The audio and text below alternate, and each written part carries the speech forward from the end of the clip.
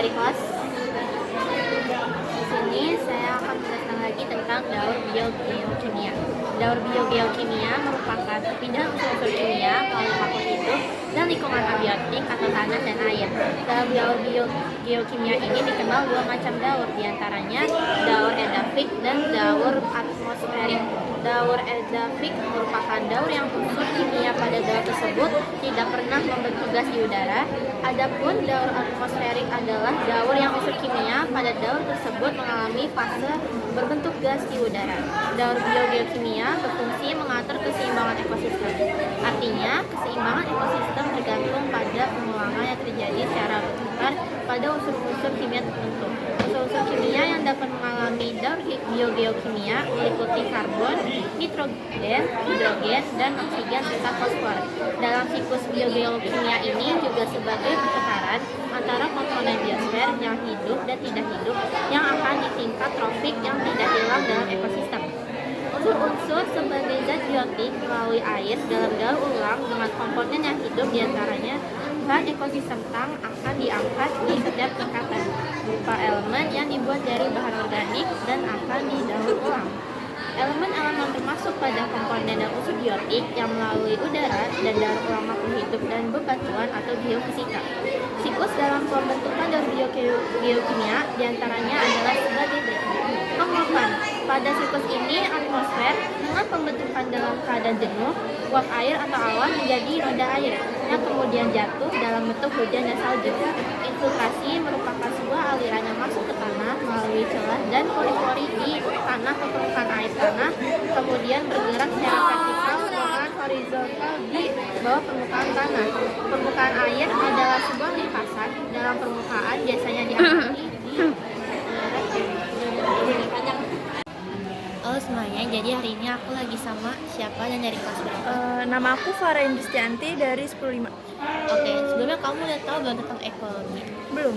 Oke, aku jelasin ya. Jadi, ekologi itu adalah ilmu yang mempelajari tentang ekosistem. Ekosistem itu adalah hubungan interaksi antara makhluk hidup biotik dan benda tak hidup abiotik. Nah, segala sesuatu yang berada di sekitar makhluk hidup itu disebutnya lingkungan. Sedangkan tempat tinggal di mana makhluk hidup melakukan aktivitas itu adalah habitat.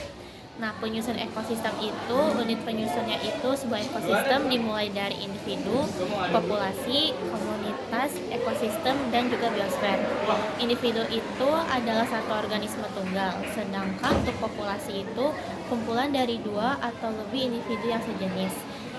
Kepadatan populasi itu disebabkan oleh jumlah individu atau luas lahan, sedangkan untuk perubahan populasi itu dipengaruhi oleh imigrasi atau masuk dari luar, emigrasi, keluar dari populasi, natalitas, kelahiran, atau mortalitas kematian.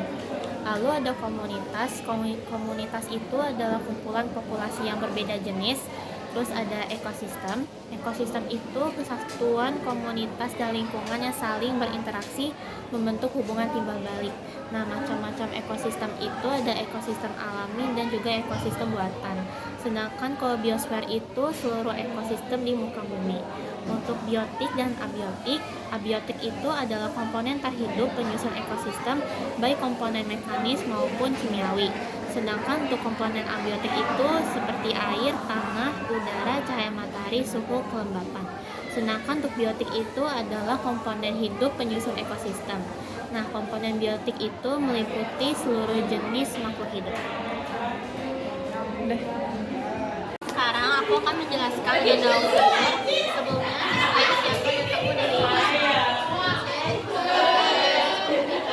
Sebelumnya, kamu udah tahu tentang daur sumber?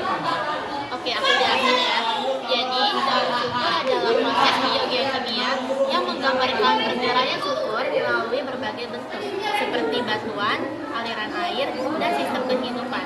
Sulfur adalah unsur penting yang ditemukan dalam protein dan sel organik lainnya. Pada dasarnya, sulfur dilepaskan ke atmosfer melalui berbagai cara, seperti pembakaran bahan bakar fosil, melakukan bantuan yang mengandung sulfur, dan kawah geotermal.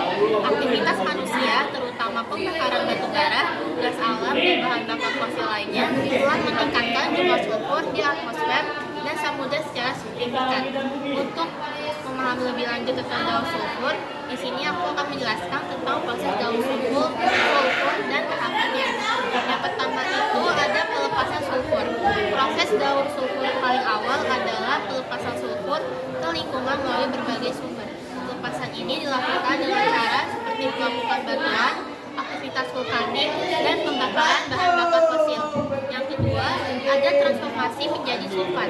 Sulfur yang dilepaskan kemudian berinteraksi dengan udara. Selanjutnya, sulfur diubah menjadi bentuk sulfat SO24 yang kemudian dapat diserap oleh tanaman dan mikroba. Yang ketiga, ada penyerapan dan pengolahan sulfat oleh tanaman dan mikroba. Sulfat yang ada dalam lingkungan diserap oleh tanaman dan mikroba, kemudian diubah menjadi bentuk organik yang lebih kompleks.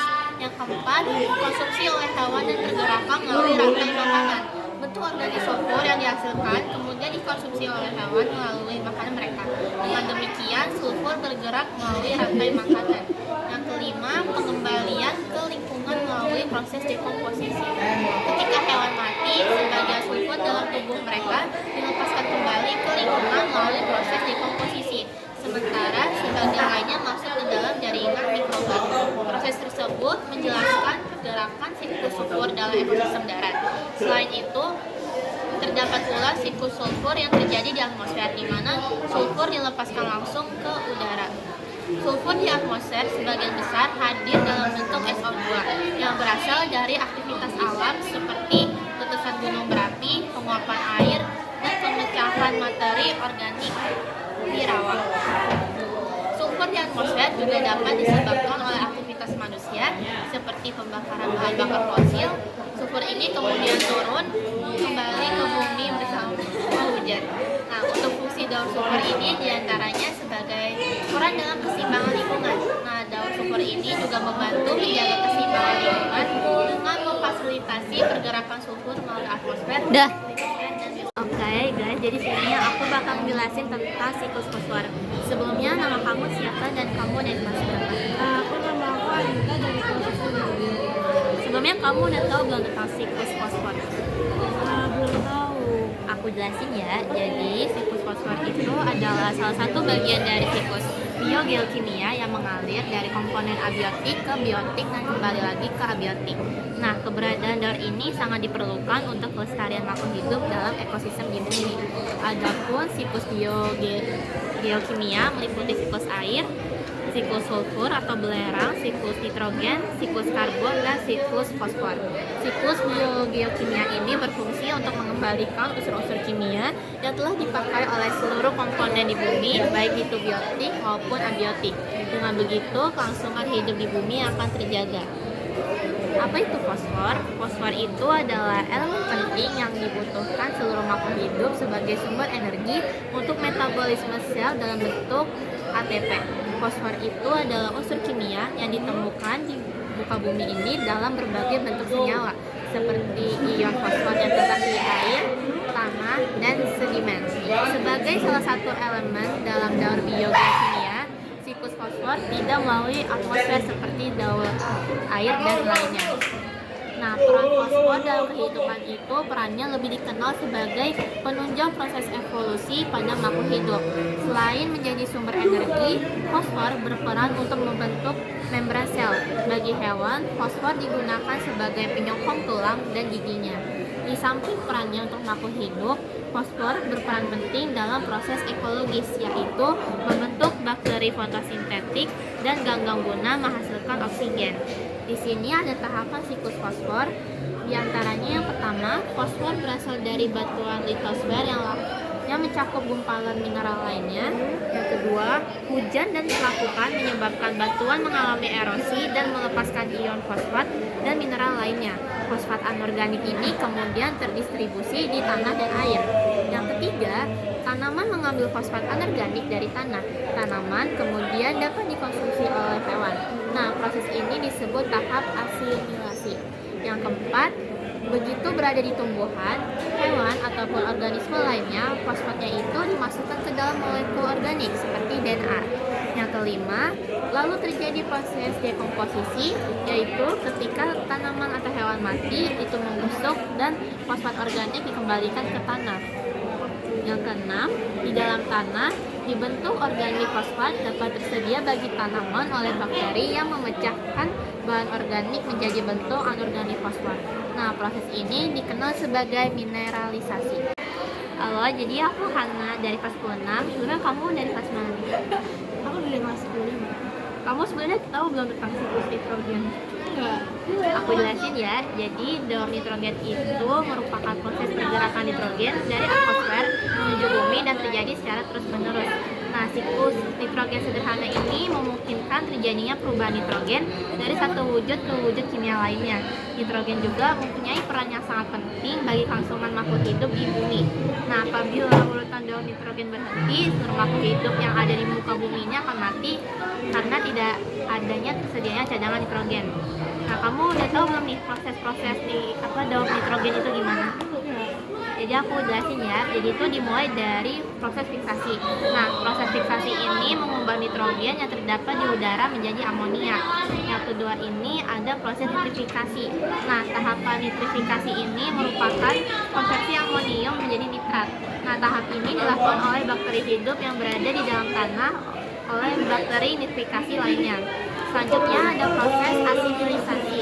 Asimilasi ini adalah saat semua tumbuhan memperoleh nitrogen yang berasal dari tanah melalui penyerapan akar dalam bentuk ion nitrat atau ion amonium. Yang keempat ada amonifikasi. Amonifikasi ini merupakan tahapan saat sisa-sisa tanaman dan limbah terurai oleh organisme dan menghasilkan amonia yang disebut amonifikasi. Yang kelima ada denitrifikasi. Denitrifikasi ini merupakan sebuah proses reduksi nitrat yang berubah menjadi gas nitrogen inert atau berukuran kecil dalam tahapan daur nitrogen. Nah, sini ada fungsi dari daur nitrogen. Dia ini meski tersebar luar dalam atmosfer, hidrogen tak dapat digunakan secara langsung oleh beberapa makhluk hidup. Nah, itulah sebabnya nitrogen harus melalui sejumlah tahapan agar manfaatnya dapat dioptimalkan untuk keseimbangan ekosistem maupun kelangsungan hidup makhluk hidup. Selanjutnya ada contoh daur nitrogen. Yang pertama itu terjadinya pelepasan nitrogen anorganik pada makhluk yang sudah mati melalui proses mineralisasi. Melalui proses tersebut, nitrogen akan diubah oleh bakteri menjadi amonium. Yang kedua, ada terjadinya proses presipitasi yang menyebabkan nitrogen sampai ke lautan. Nitrogen akan mengalami fiksasi dengan bantuan bakteri cyanobacteria. Kemudian nitrogen tersebut bermanfaat bagi fitoplankton. Yang ketiga, terjadinya fenomena kilat akibat adanya proses geofisika di dalamnya. Di sini juga ada manfaat dari daur nitrogen. Di antara itu bisa membantu tanaman menyerap nitrogen melalui proses fiksasi sehingga pertumbuhannya menjadi optimal, membantu penguraian bahan organik menjadi sebuah energi dan menghasilkan amonia serta senyawa dasar lain sebagai produk cadangan melalui proses amonifikasi.